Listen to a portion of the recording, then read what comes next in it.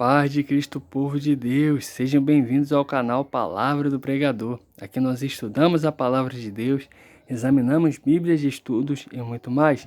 Nesta oportunidade, estaremos aqui vendo um dos esboços de Charles Spurgeon. Isso mesmo, um dos principais pregadores do Evangelho, aquele conhecido como o Príncipe dos Pregadores. Nós estaremos analisando e compartilhando com irmãos um dos esboços de Charles Spurgeon acerca da primeira promessa messiânica. Gênesis, capítulo 3, verso 15. Vai dizer assim: E colocarei inimizade entre ti e a mulher, entre a tua semente e a sua semente. E ele ferirá a tua cabeça, e tu lhe ferirás o calcanhar. Bem, esta é uma promessa muito gloriosa, a primeira e única até o tempo de Abraão. Vamos observar. Note que Charles Spurgeon ele começa a fazer uma análise do que o texto quer dizer. Qual é o conteúdo principal daquele versículo? Ou seja, ele começa o seu esboço falando o que o texto ele traz. E isso é muito relevante, muito importante nós termos em mente na nossa pregação, que não é o que nós queremos dizer, o que nós queremos passar, e sim o que aquele texto está passando e como nós vamos explanar, expor isso para os nossos ouvintes.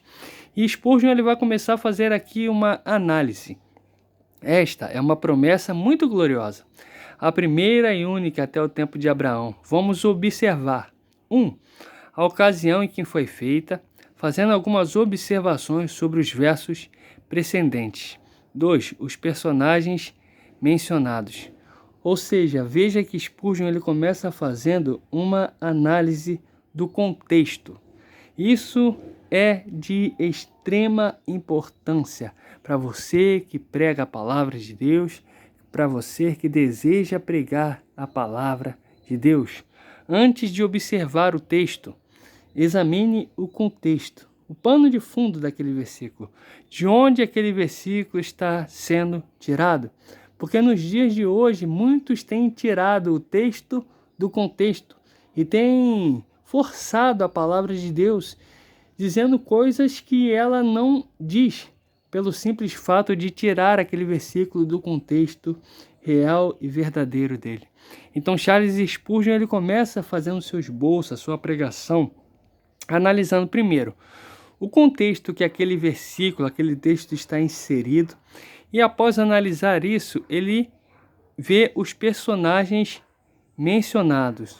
Ou seja, na nossa pregação nós primeiro precisamos analisar qual o contexto daquele versículo, qual é o contexto daquele texto, qual é o pano de fundo, qual é a história ao redor daquela palavra. E após ver isso, o que esta palavra está mencionando? Quem são os personagens envolvidos e qual é a moral do texto? O que eles vão trazer para nós de ensinamento, de aprendizado e de aplicação nas nossas vidas? Então ele vai fazer aqui a sua análise. Jesus e seus leitores. A semente da mulher. Todos que creem e participam do Espírito de Jesus. Ou seja, ele vê aqui o primeiro personagem, Jesus e seus eleitos. Esses são aquele que vai ser descendente da mulher e os descendentes a partir do relacionamento com Cristo. O outro é Satanás e os ímpios, que são semelhantes a ele, escarnecedores, pecadores, hipócritas, rejeitadores do Evangelho. Entre essas duas partes há um conflito. Então Charles Spurgeon ele destaca aqui os personagens principais que o texto está mencionando: Jesus e seus eleitos, Satanás e os ímpios. Vale lembrar que em 1 João, capítulo 3, a partir do verso 10, vai dizer que aquele que comete pecado é filho do diabo. Esses são os descendentes da serpente. E Jesus e os seus eleitos, aqueles que aceitam o Senhor como único e suficiente Salvador, são os descendentes da semente da mulher. E ele vai fazer aqui 3 tópicos. onde o calcanhar de Jesus ele é ferido. O que isso quer dizer? Qual é a representação na história do calcanhar ferido de Jesus? Ele vai dizer assim: na tentação e no sofrimento e morte de Jesus Cristo. 2, na perseguição do povo de Deus. 3, na luta do coração de cada cristão. Ferir o calcanhar é doloroso, torna o caminho difícil, mas não é fatal. Angustia, mas não a morte. Então é interessante que ferir o calcanhar, isso é algo difícil, doloroso, assim como é na nossa vida como cristãos. Como servos de Deus, passamos por momentos difíceis, momentos que somos feridos, momentos dolorosos, mas isso não nos mata. Assim como a morte de Jesus naquela cruz matou o homem, mas não o Deus. Feriu seu corpo, mas nada pôde fazer a sua alma. E assim também é nas nossas vidas, onde Paulo vai dizer: ó morte, onde está a sua vitória? E como é que a cabeça da serpente ela é esmagada, ela é ferida? No triunfo de Jesus e o confinamento de Satanás no abismo. 2, na salvação de todos os eleitos. 3, na derrubada do domínio do inferno no mundo e no estabelecimento do reino da justiça.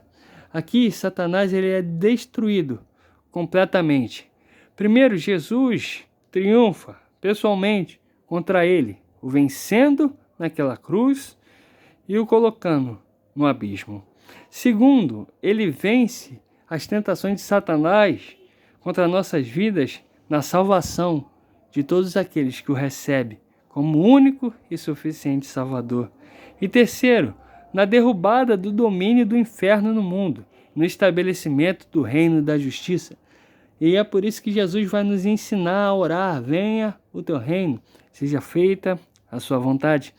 É por isso que vai estar escrito em João, na sua carta, que para isso se manifestou o Filho de Deus, para destruir as obras do diabo.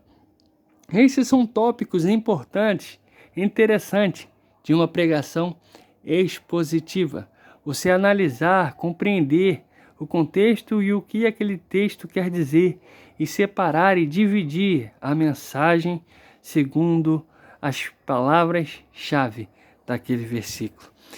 E a conclusão: devemos procurar a aprovação. E 2, é tão certo quanto a aprovação chega, o triunfo final virá. Qual é a conclusão? A nossa vitória já foi decretada.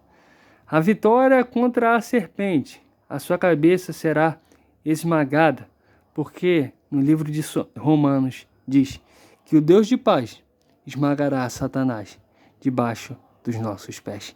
Fique com essa reflexão e esse sermão de Charles Spurgeon sobre a primeira promessa e analise a forma que esse sermão expositivo ele é feito, distribuído e pregado, e utilize para que as suas pregações possam alcançar vidas da maneira correta e o Senhor possa continuar te usando para que o nome dele seja glorificado, a sua palavra seja pregada nessa terra. Que Deus os abençoe, em nome de Jesus.